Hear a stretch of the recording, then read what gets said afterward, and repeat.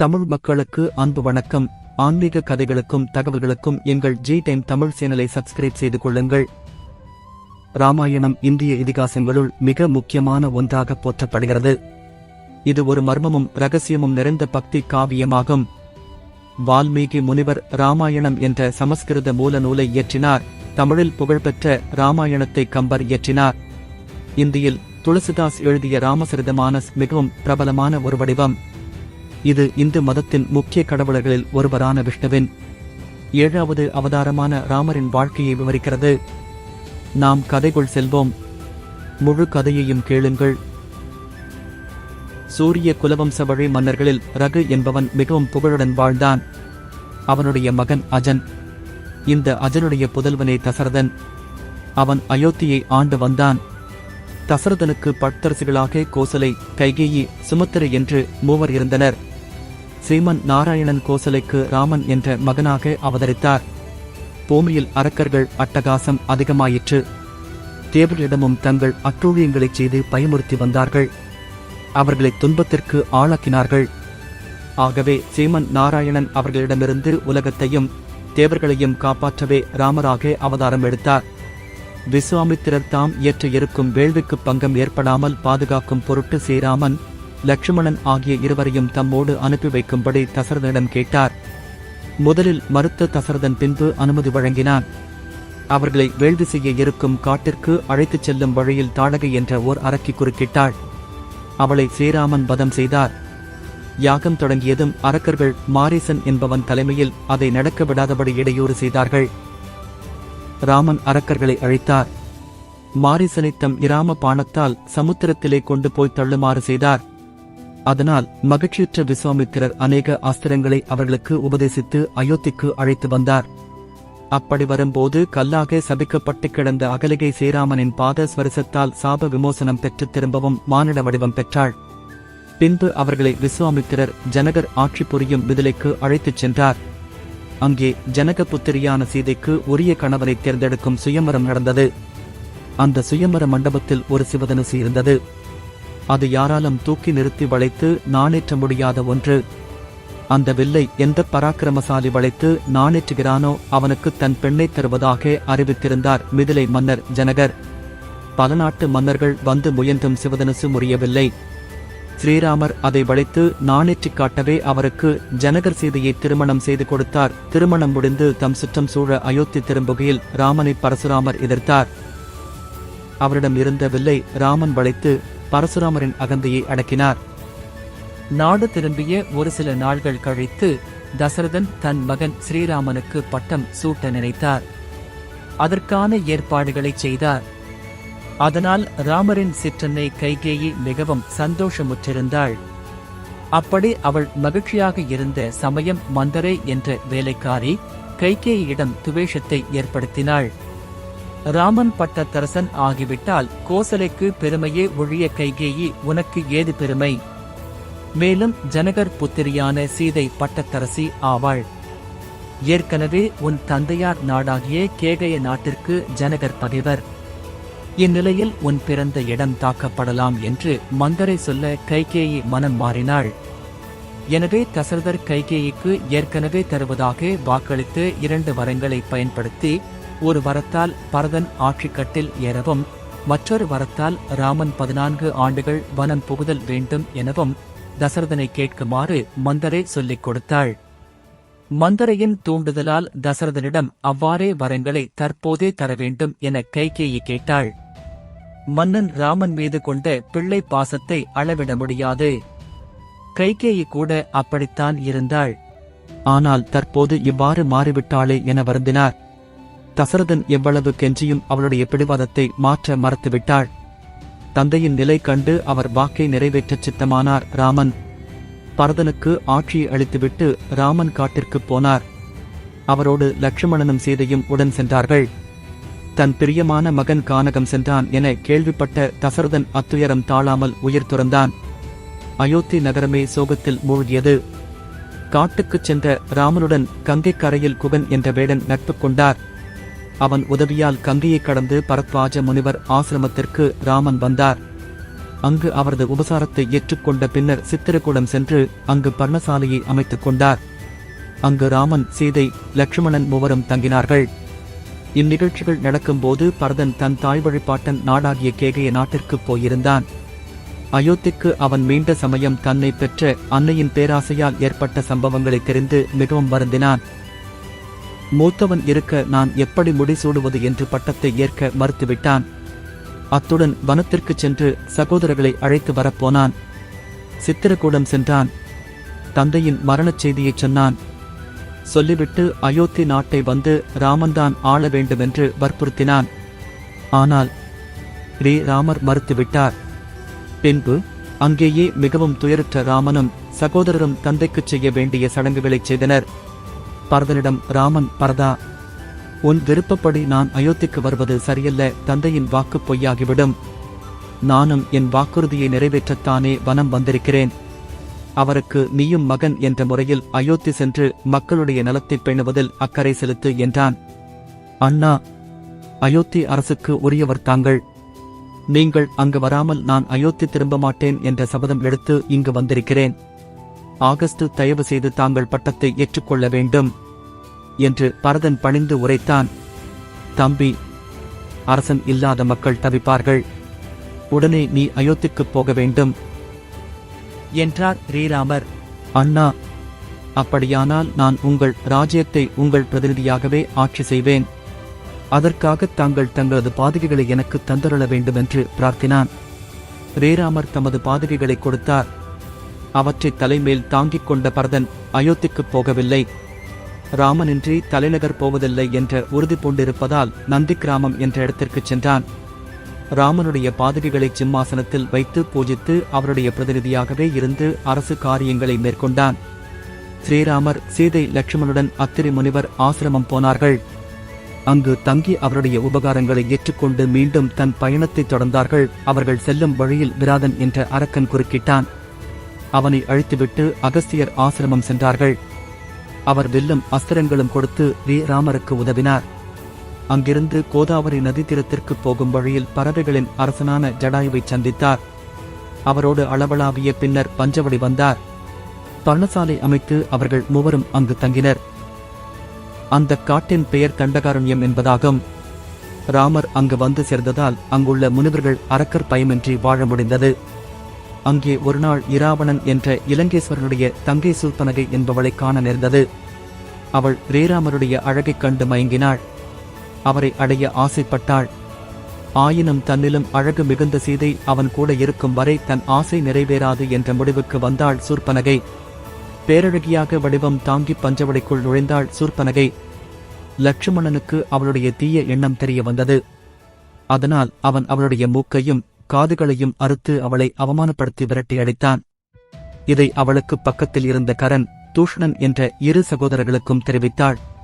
அவர்கள் தம் சகோதரிக்கு ஏற்பட்ட அவமானத்தை போராதவராக ராம லட்சுமணர்களை கொன்று விடுவதாக கூறி அவர்களுடன் போரிட வந்தார்கள். ராமர் தன்னந்தனியாகவே இருந்து மிகவும் குறுகிய காலத்தில் அவர்கள் இருவரையும் சம்ஹரித்தான். சூர்பனகை உடனே இலங்கைக்கு ஓடினாள். ராவணனாகிய தன் சகோதரனிடம் கரதூஷணாதியர் இராமனால் வதம் செய்யப்பட்டதும் தான் காது, மூக்கு அறுபட்டதையும் உள்ளம் உருக எடுத்துச் சொன்னாள். அதோடு அவள் நிறுத்தினாளா? இல்லை. ராமன் மனைவி சீதை பேரழகி. அந்த அழகு பிம்பத்தை அவன் அடைய வேண்டும் என்ற ஆசைக்கனல் அவன் உள்ளத்தில் தோன்றும்படி சொன்னாள்.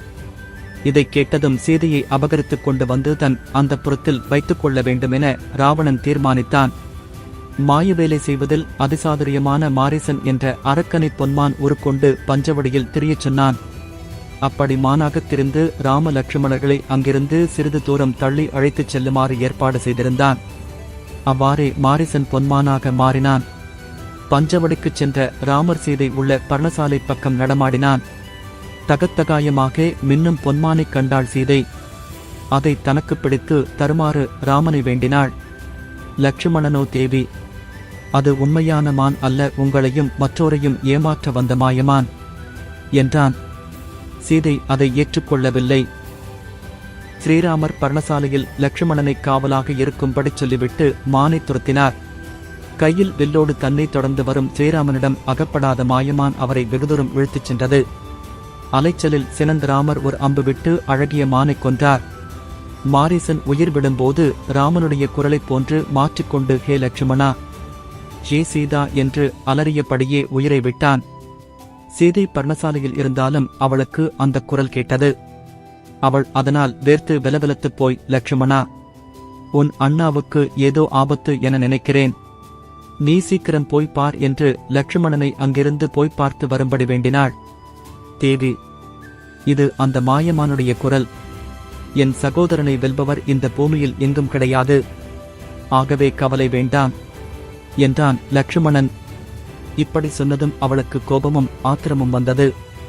லட்சுமணா, நான் சொல்வதைக் கேள், நீ உடனே ஓடிச் சென்று உன் அண்ணனுக்கு என்ன நேர்ந்தது என்று பார் என ஆவேசமாக கூறினாள். சீதையை பர்ணசாலையில் தனியே விட்டுவிட்டு தன் அண்ணனைத் தேடிச் சென்றான் லட்சுமணன்.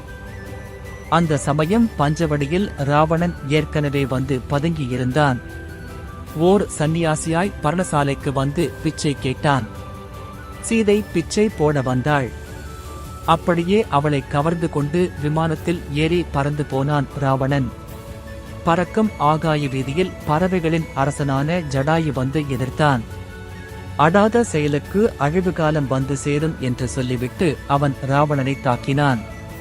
ராவணனோ ஜடாயுவை அடித்து பலமான காயங்களை ஏற்படுத்திவிட்டு அவனை கீழே தள்ளிவிட்டு நேரே இலங்கைக்கு போனான். மாரீசனை கொன்ற ராமன் பர்ணசாலைக்கு திரும்பினார். அங்கு வரும் வழியில் லட்சுமணன், தங்களுக்கு ஏதோ ஆபத்து என பார்த்து வரும்படி சீதாதேவி என்னை அனுப்பினார் என ராமனிடம் சொன்னான். இருவரும் பெருத்த கலக்கமுற்று பர்ணசாலைக்கு திரும்பினார்கள். அங்கு சீதை இல்லாததைக் கண்டு கலக்கமுற்றனர். இருவரும் சீதையை வனாந்தரம் முழுவதும் தேடிக் கொண்டிருந்தனர். அப்போது பலத்த காயங்களுடன் ஜடாயு உயிருக்கு போராடிக் கொண்டிருப்பதைக் கண்டனர்.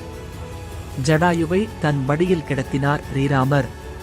ராவணன் சீதையை கடத்திச் சென்றதை அறிவித்துவிட்டு உயிர் நீத்தான் ஜடாயு. ஜடாயுவுக்கு இமச்சடங்குகளை எல்லாம் செய்துவிட்டு ராமனும் லட்சுமணனும் அங்கிருந்து கிளம்பினார்கள். கபந்தன் என்ற ஓர் அரக்கன் அவர்களை இடைமறித்தான். அவனோ பிறப்பால் அரக்கன் கிடையாது. சாபத்தின் காரணமாக அவன் அரக்கனாகத் தெரிந்தான். அவனை அவர்கள் வதம் செய்யவே சாப விமோசனம் பெற்றான். சாப விமோசனம் ஆனதும் அவன் உடல் தேஜோமயமாகத் திகழ்ந்தது. அந்த ஒளிமிகுந்த உடலுடன் அவர்களை வலம் வந்து வணங்கி அவர்களை சபரியிடம் போகுமாறு வேண்டினான். அவர்கள் சபரியிடம் போனார்கள். அவள் மிகவும் பக்தி சிரத்தையோடும் அன்போடும் உபசரித்தாள். அவள் ராமருக்கு பழவகைகளை கொடுக்கும் முன்புதான் கடித்துச் சுவை பார்த்துவிட்டே அவருக்கு கொடுத்தாள். அதைக் கண்டு பூரிப்பும் ஆனந்தமும் அடைந்தார் ஸ்ரீராமர். அவள் கடித்துக் கொடுத்த பழங்களை விரும்பி சாப்பிட்டார். அவள் ராமரையும் லட்சுமணரையும் மதங்கமலைக்குப் போகும்படி அறிவுறுத்தினாள்.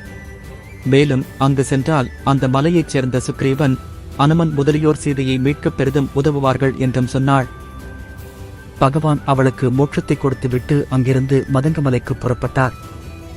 சுக்ரீவன் மதங்கமலையில் அனுமனோடு தங்கியிருந்தான்.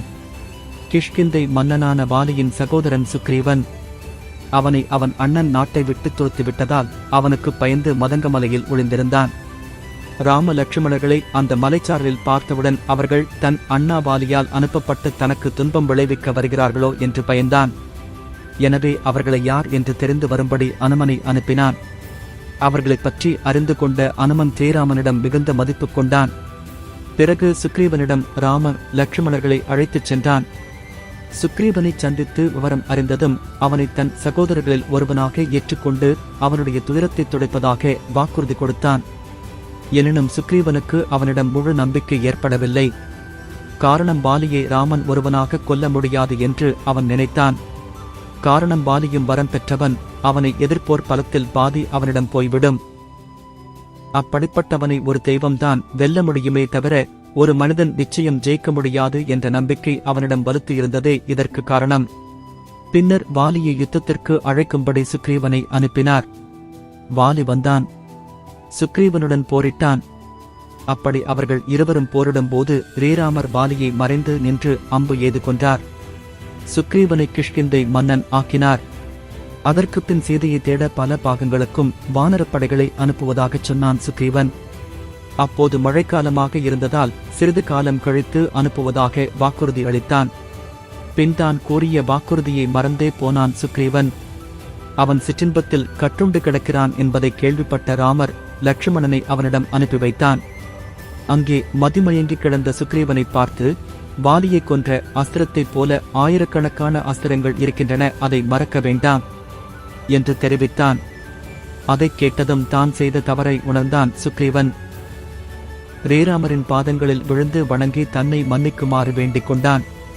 அதன்பின் சீதையைத் தேட நாலாபுறமும் வானரப்படைகளை அனுப்பினான். அப்படி சென்ற படைகளில் தெற்கே சென்ற படைகளை அனுமன், அங்கதன், ஜாம்பவான் தலைமை தாங்கி நடத்திச் சென்றனர். அவர்கள் எங்கெல்லாமோ தேடியும் கிடைக்காமல் மகேந்திர மலைக்கு வந்தார்கள். முயற்சியில் தோற்றாலும் உடனே அவர்கள் கிஷ்கிந்தை திரும்பவில்லை. சீதா பிராட்டியை பார்க்கும் பாக்கியம் ஜடாயுவுக்கு கிடைத்தது மாதிரி தங்களுக்கு கிடைக்கவில்லையே என அவர்கள் இங்கினர். அந்த சமயத்தில் அருகாமையில்தான் ஜடாயுவின் தம்பி சம்பாதி இருந்த விவரம் தெரிய வந்தது. ராம லட்சுமணர்களுடைய துன்பத்தை அறிந்த சம்பாதி சீதையை ராவணன் சிறை வைத்திருக்கிற செய்தியை சொன்னான். அனுமனை அனுப்பி கடலை தாண்டி ராவணன் அவளை இங்கே சிறை வைத்திருக்கிறான் என்று அறிந்து வரும்படியும் ஆவேசமாக கூறினான். அதேபோல எல்லோரும் அனுமனை அவ்வாறு வேண்டிக் கொண்டார்கள். பகவானிடம் அவன் கொண்டிருந்த ஆழ்ந்த பக்தியால் அவன் விஸ்வரூபம் எடுத்தான். கடலை தாண்டி இலங்கையை அடைந்து அங்கு சீதையை நெடுகத் தேடினான். கடைசியாக அசோக வனத்திற்குள் அவன் போனதும் அங்கே சீதா ஸ்ரீராமரை நினைத்து வருந்தி அழுது கொண்டிருந்தாள். இதைக் கண்ட அனுமன் மிகவும் வருந்தினார். அவளைச் சுற்றி காவலில் இருந்த பெண்கள் அயர்ந்து தூங்கிக் கொண்டிருந்த பொழுது சீதாதேவியை நேரில் பணிந்து தொழுதான். தான் யார் என்பதை அவளிடம் எடுத்துக் கூறினான். மேலும் தங்களைத்தான் நான் தேடி வந்துள்ளேன், அதற்கு அடையாளமாக ஸ்ரீராமர் கொடுத்து அனுப்பிய கணையாழியை கொடுத்து வணங்கினான். அதைத் தன் கைகளில் வாங்கி கண்களில் ஒற்றிக்கொண்டாள் சீதா. எம்பெருமானுடைய கணையாழியை பெற்று மகிழ்ந்த சீதா தன்னிடமிருந்த சூடாமணியை அனுமனிடம் கொடுத்தாள். பின்பு இலங்கையில்தான் இருக்கும் நிலைமையை எடுத்துக் கூறி, பிரபுவை தயவு செய்து சீக்கிரமே வந்து என்னை சிறை மீட்கச் சொல்வாயாக என்று வேண்டிக் கொண்டாள். அவளை பார்த்துவிட்டோம் என்ற களிப்பில் உடனே அனுமன் திரும்பவில்லை. ராவணன் கோட்டைக்குள் இருக்கிற நிலைமையையும் தெரிந்து கொண்டு போக வேண்டும் என்ற எண்ணம் இருந்தது. இதனால் ராவணனுடைய அசோகவனத்தை அழிக்கும் வேலையில் இறங்கினான். இந்த செய்தி ராவணன் காதுக்கு எட்டியது. உடனே அந்த வானரத்தை பிடித்து வருமாறு தன் பேரனும் தன் மகன் இந்திரஜித்தின் பிள்ளையான அக்ஷயன் தலைமையில் ஒரு சேனையை அனுப்பினான். அனுமன் அவர்களை ஒரு சில கணப்பொழுதில் மாய்த்து விட்டான். அதனால் சீற்றம் கொண்ட ராவணன் மகன் இந்திரஜித்தே நேரில் புறப்பட்டு அசோகவனத்திற்கு வந்தான். அவன் தன்னுடைய பிரம்மாசிரத்தினால் அனுமனை கட்டி இழுத்து வந்து ராவணன் அவையில் நிறுத்தினான். அப்போது அவனை பார்த்து ராவணன், அத்துமீறி அட்டகாசம் செய்யும் வானரமே நீ யார் என்று வினவினான். என் பெயர் அனுமன். நான் கோசலை நாட்டு மன்னன் ஸ்ரீராமனுடைய தூதன். அதோடு கிஷ்கிந்தை அரசன் சுக்ரீவனுடைய தாசன் என்று தன்னை அறிமுகம் செய்து கொண்டு மேலும் ராவணனிடம், கே ராவணா, நீ புத்திகிட்டுப் போய் தேவி சீதாவை அசோகவனத்தில் சிறை வைத்திருக்கிறாய். இனியும் நீ தாமதியாமல் ஸ்ரீதேவியை எம்பெருமானிடம் ஒப்படைத்துவிடு. அவர் உன்னை மன்னித்து உனக்கு திருவருள் தருவார் என்று எடுத்துச் சொன்னான். அப்போது ராவணன் அவனைக் கொன்றுவிடுங்கள் என்று கூறினான். தூதனாக வந்த அனுமனை நாம் கொல்வது தர்மம் அல்ல என்றான் ராவணன் தம்பி விபீஷணன். உடனே இலங்கேஸ்வரன் தன் ஆட்களை அழைத்து ஏதாவது அவமானம் செய்து அனுமனை அனுப்பலாம் என்று சொல்லி அனுமன் வாலில் தீ வைத்து அவனை விரட்டிவிடுங்கள் என்று கட்டளையிட்டான். அனுமனோ வாலில் எரிந்த நெருப்பைக் கொண்டு இலங்கையை எரித்துவிட்டு மகேந்திரமலைக்கு திரும்பினான். அங்கிருந்து எல்லாருமாக ஸ்ரீராமரை அடைந்தனர். கண்டேன் தேவியை என்று அனுமன் ஸ்ரீராமரிடம் சொல்லிவிட்டு அவள் அடையாளமாக கொடுத்து அனுப்பிய சூடாமணியை கொடுத்தான். தேவியின் சூடாமணியைக் கண்டதும் ராமர் கண்ணீர் விட்டார். சீதாதேவியின் நிராதரவான நிலையை நினைத்து பெரிதும் வருந்தினார். சுக்ரீவனை அழைத்து யுத்தத்திற்கு தயாராகும்படி கேட்டுக்கொண்டார். வானர சேனைகளுடன் அனைவரும் புறப்பட்டு சமுத்திரக்கரைக்கு வந்து சேர்ந்தார்கள். ராமனிடம் கொண்டிருந்த அன்பு காரணமாக சமுத்திரத்தில் மலைகளையும் பாறைகளையும் போட்டு இலங்கைக்குப் போய்ச் சேர பாலம் அமைத்தார்கள். அதன் வழியே அனைவரும் இலங்கை தீவுக்குப் போய்ச் சேர்ந்தனர். ராவணனுடைய தம்பி விபீஷணன் அசுர குலத்தில் பிறந்தாலும் தன் சகோதரன் தர்மத்திற்கு விரோதமாக பிறர் மனைவியை சிறை எடுத்து வந்திருப்பதை அவனால் பொறுத்துக் கொள்ள முடியவில்லை.